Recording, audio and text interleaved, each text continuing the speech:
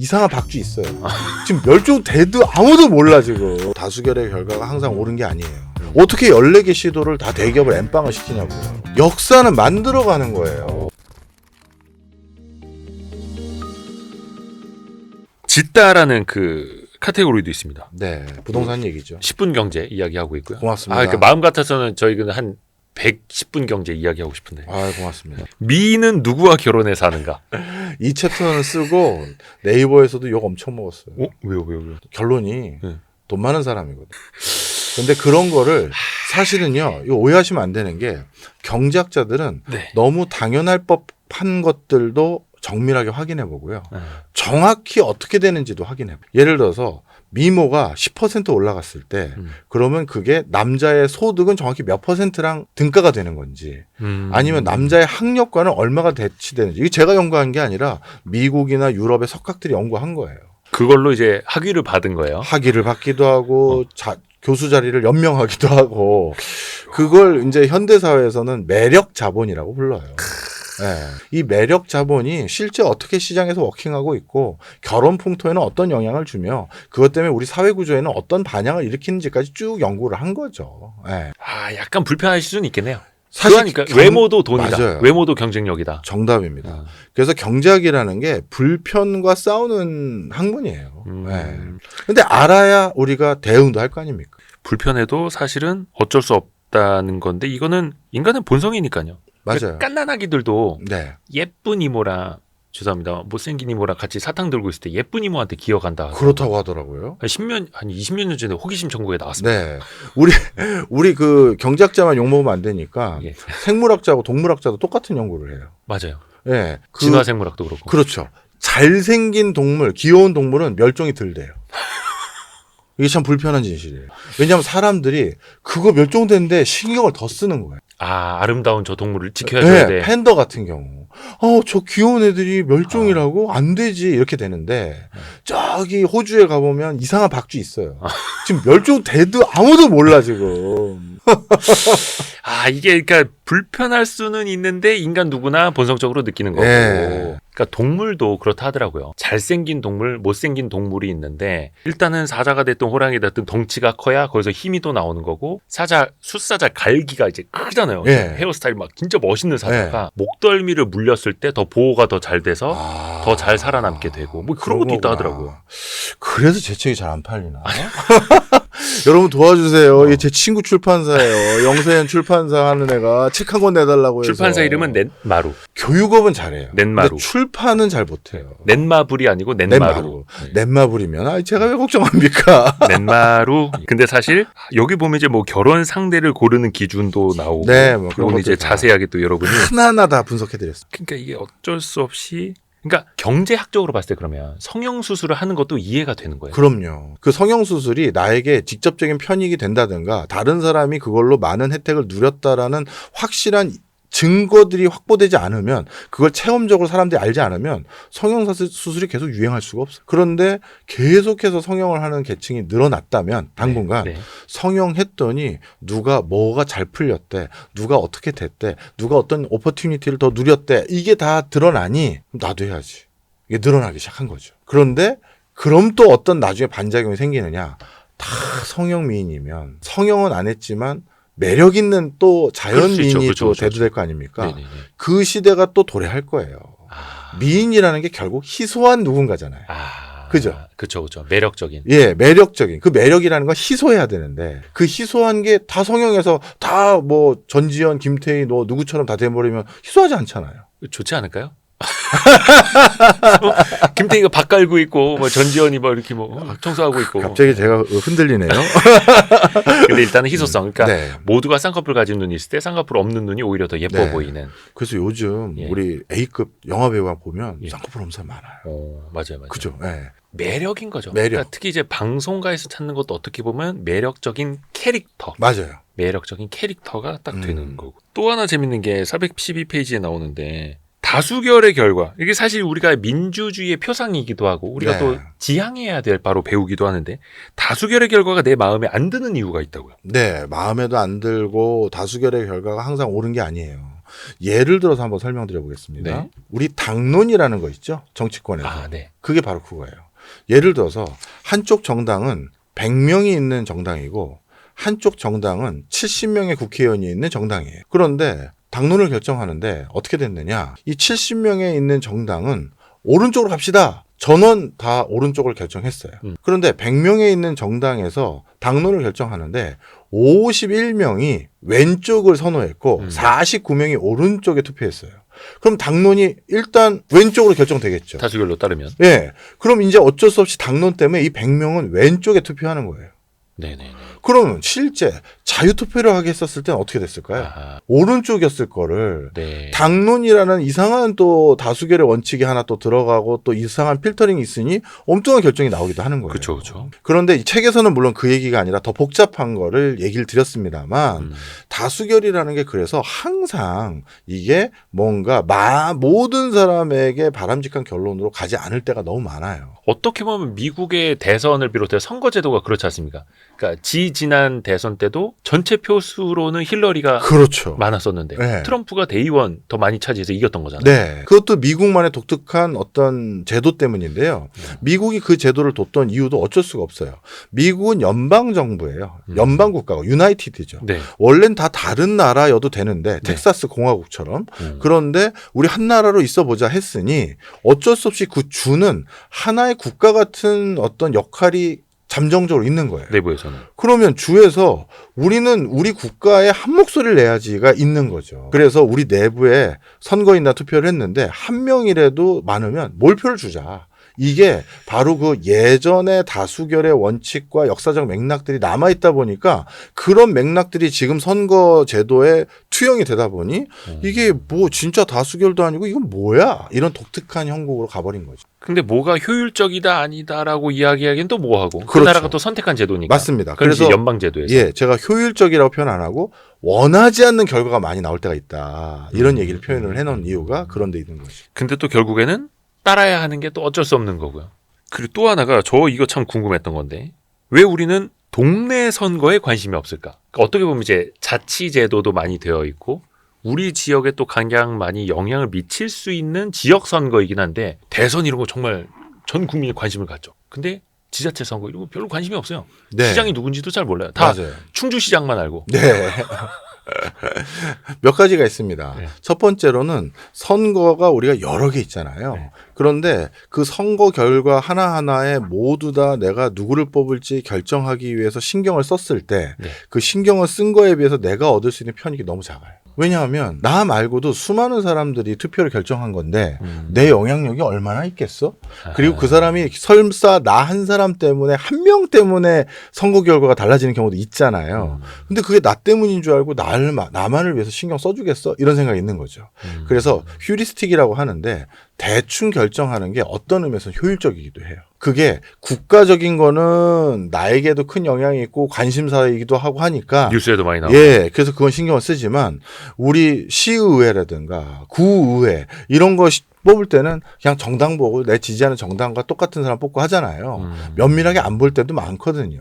그게 대충 결정하는 게 나에게 더 큰 이득이 된다라는 면들이 많다라는 게 하나 있고요. 그다음 또 한 가지는 국가는 바꾸기가 어려워요. 그렇죠, 그렇죠. 근데 동네는 바꿀 수 있어요. 아, 이사 가면 끝. 네, 그래서 발로 뛰는 투표라고 합니다.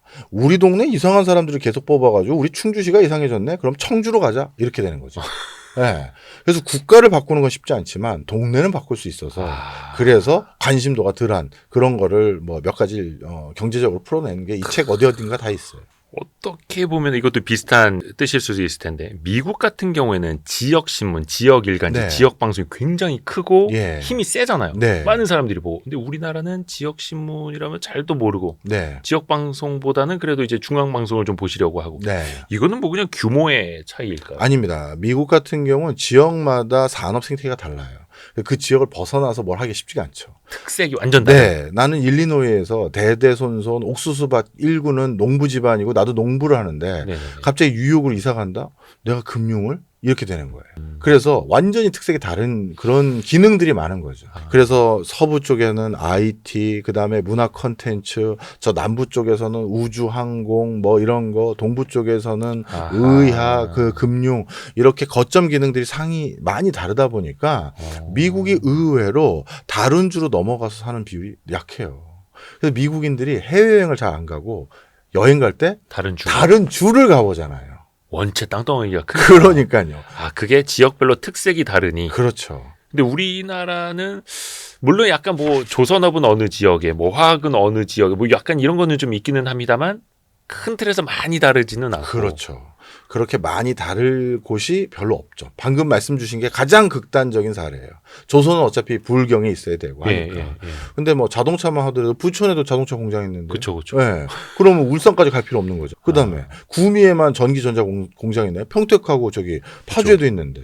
그럼 거기 꼭 있을 필요 없는 거죠. 그러면 약간 우리나라도 뭐 지역 분과나 뭐 지방자치 좀 강화 아니면 지역 경제도 막 요즘에 공동화되고 있어서 살려야 된다라고 이야기하는데 아예 그냥 특색을 완전히 좀 달리 해놓는 것도 좀 도움이 될까요? 중요한 얘기 해주셨습니다. 진짜 우리가 지역을 살리는 대표적인 방법을 서울 같은 비스무리한 거 지방에 어설프게 만들어주면 지역 균형되겠지. 절대 그렇지 않아요. 서울 같은 거를 지방에 만들어서 지역 균형 발전을 실현할 거면 서울보다 더 좋은 걸 만들어줘야 돼요. 그래야 서울에 있는 인프라 네트워크 다 놔두고 야 거기가 집이 훨씬 좋아. 거기가 훨씬 삐까뻔쩍해 라고 해서 갈 거 아니에요. 네. 그래서 서울과 같은 유사한 걸 만들어서 지방 활성화를 할 거면 서울보다 더 좋은 걸 해야 돼요. 이건 돈이 엄청 들겠죠. 네. 그러니 그다음 차선책은 다른 걸 만들어줘야 돼요. 다른 사람들의 가치관은 다 다르거든요. 예를 들어서 뭐 경북 상주라든가 아니면 뭐 익산에 네. 거기에는 굉장히 자연 친화적인 독특한 도시를 만들어줬어요. 그리고 학생들에게 교육하는 교육 여건도 서울대 많이 보내는 자사고 특목고를 만들어준 게 아니라 독특한 교육제도를 운영하는 거예요. 그래서 거긴 방과 후에 학생들 승마하고 그다음에 골프하고 그다음에 뭐 예를 들어서 국궁이라고 해서 이런 거 해보고 실제 상주에 방과 후 수업이 승마가 있어요. 아니 근데 부모님 입장에서는 야 방과 후에 저 국궁이야 그거 어디다 써먹어 막 이럴 거 아니에요. 그런데 부모님들 중에선 꼭 학교만 안 따지는 사람도 있잖아요. 그러니까 다른 가치관을 온전히 실현해 줄 수 있는 곳을 만들자는 거예요. 그래서 그런 곳에 또 전혀 다른 산업 생태계 이런 것들을 해줬을 때 글로 우리는 니네랑 다른 가치관을 지향하는 곳이야. 너랑 나랑 비교하지 마. 이렇게 되는 거잖아요. 가치관이 다른 사람들. 그렇죠. 근데 가치관을 다 하나로 몰아붙이니 반포 사는 사람도 어떻게든 돈 벌어서 압구정 입상하려고 하는 거고 개포 사는 사람도 대치 사는 사람도 조금 더 모아서 난 반포 가야겠다고 하는 거고 이게 정상인 사회냐고요. 직장인들에게 꿈이 뭐냐 물어보면 내 집 장만이요. 꿈이 집은 있는데 더 좋은 집 가는 거예요. 이건 끝이 아니잖아요. 없죠. 끝이 없죠. 끝이 없어요. 제 얘기하는 줄 알았습니다. 근데 어떻게 보면 우리나라는 가치관도 획일화되어 있고 네. 거기에 맞지 않으면 뭔가 저 사람 나는 자연인이다 나올라나 이렇게 되는 거고. 그렇죠. 근데 그 다른 가치관에 맞게 다른 것을 만들어야 한다. 맞습니다. 대표적으로 전 세계에서 지역 균형 발전의 대표적인 성공 사례가 있어요. 네. 프랑스의 코트 다주이르라는 지방인데요. 예. 거기에 만들어 놓은 게 유럽의 실리콘밸리라고 불리우는 소피아 앙티폴리스라는 걸 만들어 놨어요. 근데 그게 되게 웃겨요. 처음에 프랑스에서 가장 본인들에게 낙후된 지방인 동남부에 있는 네. 코트 다주이르, 우리로 따지면 땅끝 해남마을 같은 곳이에요. 예. 농촌 말고 여기 뭐 있겠어 하는 그런 데를 육성을 해보려고 지역 균형 발전 때문에 예. 파리 중심으로 자꾸 발달하니까. 네네네. 그래서 거기 조사를 해봤더니 아무 산업 여건이 없어요. 그래서 어쩔 수 없다. 관광단지를 지정하고 거기 앞에 그 지중해 있으니까 요트 체험하고 뒤에 와이너리 있으니까 와인 체험하고 이런 걸로 관광으로 육성해요. 했는데 네. 글로벌 탑티어의 기업들인 뭐 예를 들어서 필립스라든가 그다음에 노키아라든가 이런 데서 자꾸 입주 전화가 들어오는 거예요. 거기 우리 회사 연구소 혹시 입주할 부지 있습니까? 부지 조성했다고 하는데. 왜요? 그래서 처음에는 담당 직원이 막 끊었대요. 장난전 줄. 네. 그리고 여긴 관광단지라고요. 하면서 뚜뚜 했는데 네. 나중에 거기 높은 사람들이 이상하다. 예. 걔네들도 바보가 아닌데 왜 전화하는지 다시 전화를 해봐. 네. 그래서 텍사스 인스트루먼트부터 이런 엄청난 회사들이 자꾸 얘기를 하니까 했더니 본인들이 찾았던 연구단지가 그런 곳이었대. 관광단지인지 연구단지인지 모를 곳. 아름다운 곳. 네. 왜냐하면 세계 탑티어의 엔지니어들을 뽑았어요. 넌 여기에서 박혀가지고 15년 중장기 프로젝트로 이거 개발해야 돼. 1, 2년 동안 잠깐 소프트웨어 개발하고 그런 게 아니라 너는 원천 기술을 확보하는 그런 연구를 하는 거야. 도시에 있을 필요 없어. 그렇죠. 그러니까 외진 곳에서 뭐 그냥 쭉 가는 거야. 이렇게 해야 되는데, 그리고 그렇게 격리시켜야 되는 게 괜히 도심지 있으면 딴 생각 나잖아요. 또 이직하고 싶고. 그래서 한적하고 풍광 좋고 그리고 유유자적하게 상상하고 공상할 수 있는 그런 데를 찾았는데 그걸 만들어 놨는데 연구소 입주를 못하게 해놓은 거예요. 그래서 뒤늦게 프랑스 정부가 이걸 확인하고 거기를 첨단 산업단지를 겸할 수 있도록 법을 바꿨어. 그래서 지금은 거기가 소피아 앙티폴리스라고, 나중에 인터넷 쳐보세요. 유럽의 실리콘밸리예요. 그러니까 우리나라도 보면 간혹 이제 제주도에 본사나 지사를 두는 이제 회사들 있지 않습니까? 네. 거기에서도 근무하라고? 네. 비슷한 거네요. 우리는 실패했죠. 예? 그게 어느 정권 때 예. 제주도도 하나 해야 되지 않겠어 해서 제주도를 그냥 끼워 맞췄죠. 원하지도 않는 카땡땡 회사를. 예. 카카오가. 네. 그래서 제주도 카카오가 그 뒤에 한번 저희 여기 본사 있기 싫어요. 너무 불편한 게 많아요 해서 서울 가려고 했더니 세무조사를 때렸어요. 우리나라는 진짜 거기를 선호하는 업종이나 아니면 직군이나 회사가 간 게 아니라, 자, 삼성은 정책적으로 그렇죠. 밀어내서. 삼성은 원래 원적지가 대구지, 대구 담당. 그다음에 삼성 상회. 그다음에 가만히 있어봐. 우리 판교도 이제 거점 도시가 됐으니 판교는 KT가 하나 담당하고 이렇게 짜맞춘 거예요. 생각을 해보세요. 14개 시도가 어떻게 다 다른 대기업과 다른 산업으로 매치업이 됩니까? 이건 누가 만들어준 거죠. 이제 더 이상 그런 그림 맞추기 하지 말고, 정말 만약에 우리 기자님이나 저나 여의도를 떠나서 새로 회사의 본거지를 이전한다라고 하면 어디로 가고 싶어? 제로섬에서 고민한다. 근데 저희는 어쩔 수 없이 여의도에 사무실을 두는 게, 여의도에 있어야 출연자분들이 오시기가 편하니까. 근데 이제 다 줌으로 하기로 하고 어쩔 수 없이 옮긴다 그러면 본인이 가고 싶은 데는 어디예요? 뭐 임대료 싸고 자연환경 좋은 데죠. 그렇죠. 그럼 그건 대부분 사람들이 비슷한 결로 갈 거 아니에요. 그쵸. 강릉 가는 사람이 일부 있고 제주 가는 사람이 그쵸, 있고 그쵸. 뻔할 거 아닙니까? 그럼 거기에 몰리는 게 자연의 이치인 거지. 어떻게 14개 시도를 다 대기업을 엠빵을 시키냐고요. 이제 그런 거 하지 말라는 거죠. 약간 근데 또 말씀드리고 나니까 그것 좀 걸리네. 그 내려가면은 자녀 교육은 어떻게 하고, 나만 주말 부부 돼야 되는 거 아닌가. 그래서 제주도는 국제학교가 성행하는 거예요. 전문직으로서 아니면 프리랜서로. 좋은 일자리가 생기면 네. 교육도 좋아질 수 있고. 아니면 정주하기가 좋으니 연예인들 같은 경우는 항시 방송국 옆에 있을 필요 없잖아요. 예. 드라마 시작할 때만 하면 되니까. 연예인들 제주도에 많이 살죠. 그렇죠. 그런데 제주도에 살 수 있는 게 국제학교가 많잖아요. 그러니 야, 살만하네 이렇게 되는 거예요. 그러니까 같이 갖춰줘야 되는 거죠. 맞아요. 그게 또 인프라가 또 같이 그럼요. 이루어지는 거기도 하고. 근데 어찌됐든 간에 좋은 일자리가 생기면 사람이 모여서 인프라가 같이 생길 수 있다라는 거. 아, 그러게 우리나라 너무 이제 또 천편일률적으로 되어 있어가지고. 예를 들어서 그 뭐 지자체 프로젝트 컨설팅도 많이 하세요? 네, 많이 연구 합니다. 제일 많이 이런 하는 거. 게 그겁니다. 근데 관광 같은 것도 사실은 다 비슷하잖아요. 무슨 축제, 무슨 뭐 유행하는 요즘 탈 것, 네. 막 이런 것들. 그래서 연예인 행사. 이 부분도 제가 지자체 공무원분들하고 항상 싸움을 하는 부분인데요. 예. 지자체 공무원들이 저한테 들이미는 건, 우리 군에서는 이런 게 전통적으로 자랑거리였고 우리 전통성이 있는 거다를 들이밀어요. 근데 그 중에는 정말 글로벌한 이슈가 되지 못할 것들, 국내에서도 이슈가 못 될 것들이 많은 동네도 있을 거 아니겠습니까? 네네네. 그러면 저는 다른 걸 하십시오라고 얘기를 하는데 거기에서 이제 수긍이 안 되는 거예요. 아, 우리는 전통적으로 사과인데, 우리는 배인데, 우리는 딸기인데. 이런 그렇죠. 식으로. 그리고 우리는 춘향전인데 우리는 뭔데 이거예요. 자, 그런데 이렇게 생각해 보세요. 지금 영화제 그럼 1등 어디입니까? 부산이요? 예. 예. 원래 부산이 영화제였어요? 아니죠. 우리 충무로였어요. 아, 제가 뭘 얘기하는지 감오시죠? 만들면 된다. 역사는 만들어가는 거예요. 오. 거기에 얼마나 지속적인 투자와 관심과 유지를 해가느냐가 또 중요한 거예요. 이제는 영화제 그러면 부산국제영화제가 1등이거든요. 예전에는 영화인들조차도 부산이 영화과 무슨 관계가 있다고 거기서 영화제를 하며 예. 왜 영화진흥공사를 비롯해서 영상물 제작 심의위원회를 왜 다 글로 보냈느냐. 충무로가 우리 본거지다. 우리는 영화 콘텐츠 글로 보내면 안 된다 했는데 지금은 아시아 최대 영화 축제 중에 하나가 돼버렸어요. 그렇죠. 그러니까 이게 우리가 그렇게 우기면 안 돼요. 이 책에서도 제가 적어놨는데 예. 에펠탑을 프랑스 파리 시민들이 아, 처음에 건립한다고 했을 때 다 데모하고 난리도 아니었어요. 흉물이라고. 철골 구조물을 올리겠다고 우리 파리에 이렇게 미학적으로 완벽한 곳에다가 난리도 아니었어요. 근데 지금은 어떻게 됐다? 프랑스를 대표하는 건축물이었잖아요. 그렇죠. 그래서 우리 이게 사람의 선입견이에요. 네. 늘 익숙하고 늘 있었던 것에 대해서 강점을 둬요. 부가가치를 주고. 예. 새로운 거 하려고 하고 바꾸려고 하면 겁나죠. 저도 겁나요, 솔직히. 예. 야, 우리 새로운 거 해보자. 이러다 사고 나는 거 아니야? 야, 이거 뭐 어떻게 되려고. 이렇게 되는데 네네네. 어느 시점에는 그런 도전이 필요해요. 근데 지금 지역에서 언제까지 지역이 다 그 숭어잡이만 할 거예요. 그렇죠. 맨손으로 뭐 네. 물고기잡이 이런 거. 그리고 언제까지 빙어 머드 축제. 축제만 할 거고. 양양에서 드디어 클럽 열었다가 대박 났잖아요.